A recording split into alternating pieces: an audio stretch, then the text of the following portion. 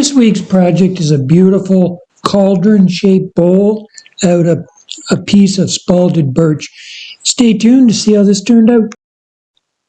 I'm excited about this week's project. It's a piece of spalted birch, which is a beautiful piece of wood. And this piece of wood is probably 50 years old. I got it from someone whose father was a woodturner who had passed away.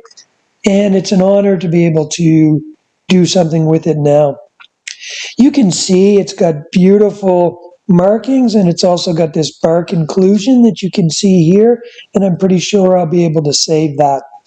The top of this bowl is on the left-hand side up against the drive, and the bottom is up against the tailstock. The first step, as usual, will be to round the bowl up and form a tenon on the bottom. It is a little rough going. The wood being this old, it is very dry and brittle, so it does make it a little bit harder to cut, but once I get it round, it cuts very well.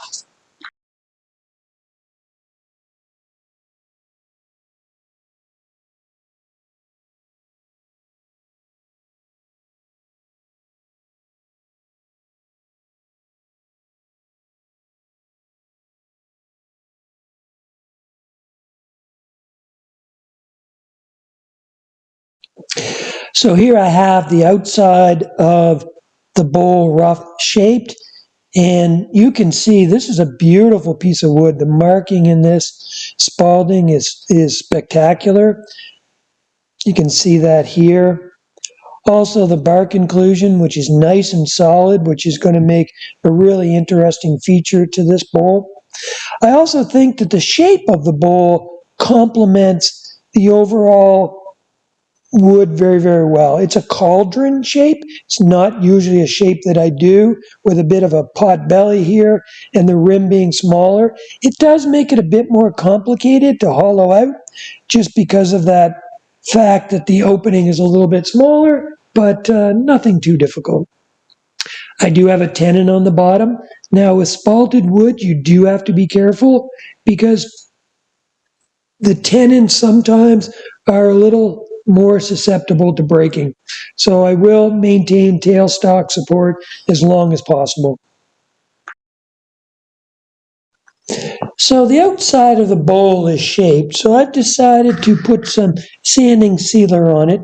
The wood's in pretty good shape, it's got a pretty good finish, but I'm going to put the sanding sealer on it just the same. That'll also help with that bark inclusion, just to firm that up.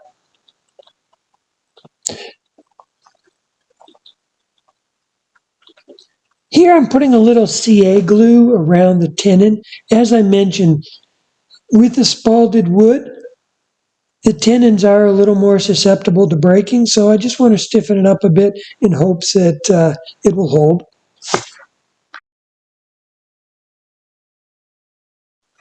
I took some fine sandpaper and just denibbed the sanding sealer I had put on, and now I'm going with my go-to finish on a lot of these bowls, and that is my homemade polishing paste, abrasive paste, excuse me, and rubbing that, putting it on and then rubbing it off, which sands it up to about 1,000 grit. And then after that, I apply a homemade polishing paste, which is beeswax and mineral oil.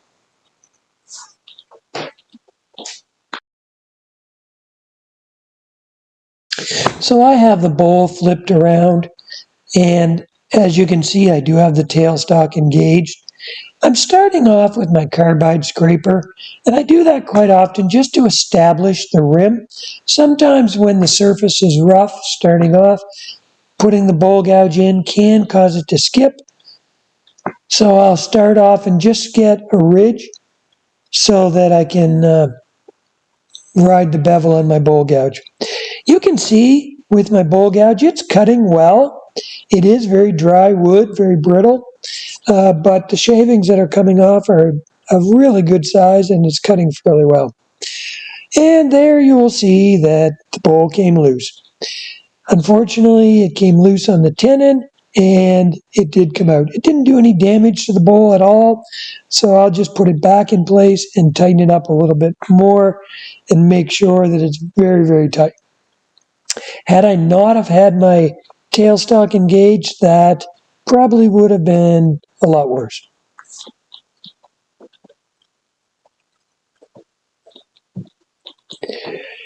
So as I'm putting it back in, I just rotate it a little bit by hand just to make sure that I've got it centered well on the tenon.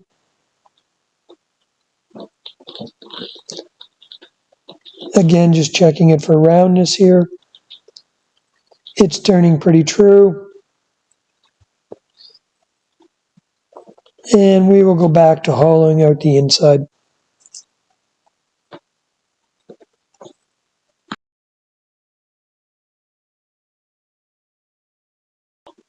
I don't know that I've ever used this tool before on my channel, but this is a gooseneck or swan neck carbide tool, and that allows me to hollow out the inside of a bowl where the opening is smaller than the inside of the bowl. As you can see here, it's actually sweeping away from the opening, so I've got to get around that corner, and that shape of this tool allows me to do that.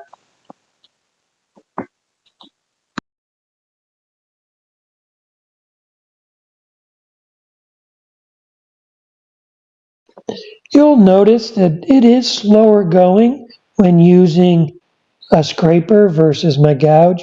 If you remember earlier, my hand was covered with big shavings, and now you can see the fine shavings that are coming off, and at a much slower pace than when I was using my bowl gouge.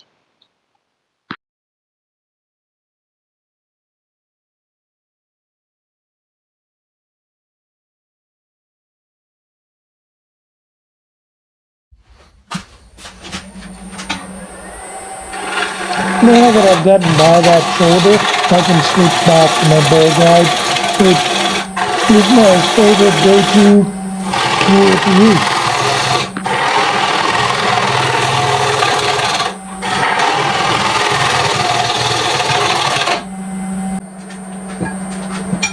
Now you can see a bit better the hollowing out process. I do apologize, it is a little bit darker inside that bowl, but you can see that I'm using my bowl gouge and I'm working across the bottom of the bowl. I still have my tailstock engaged, holding pressure up against the drive end, taking pressure off of the tenon. Here I'm just checking the wall thickness. I have to check that quite frequently just to make sure that it's uniform and that I'm not getting too thin. Now at this point, I've removed that center piece with the majority of my weight gone, and I'm pretty well at my finished thickness. I am no longer able to keep my tailstock engaged because I'll have to clean out the bottom of that bowl.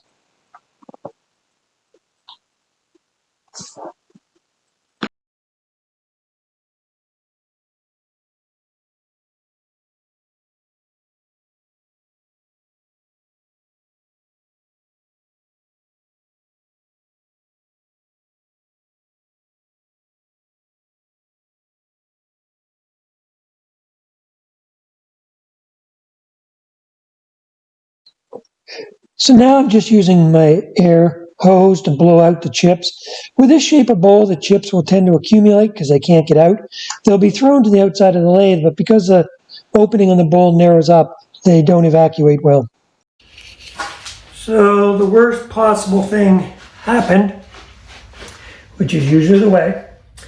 I was near the bottom of the bowl. The bottom of the bowl is about as thin as I want to go, and I broke the tenon off. That's the problem with spalted wood. I probably never should have used a tenon in the first place. Even though I put CA glue, you can see the CA glue around here, but it's separated right here on the where it was spalted a bit.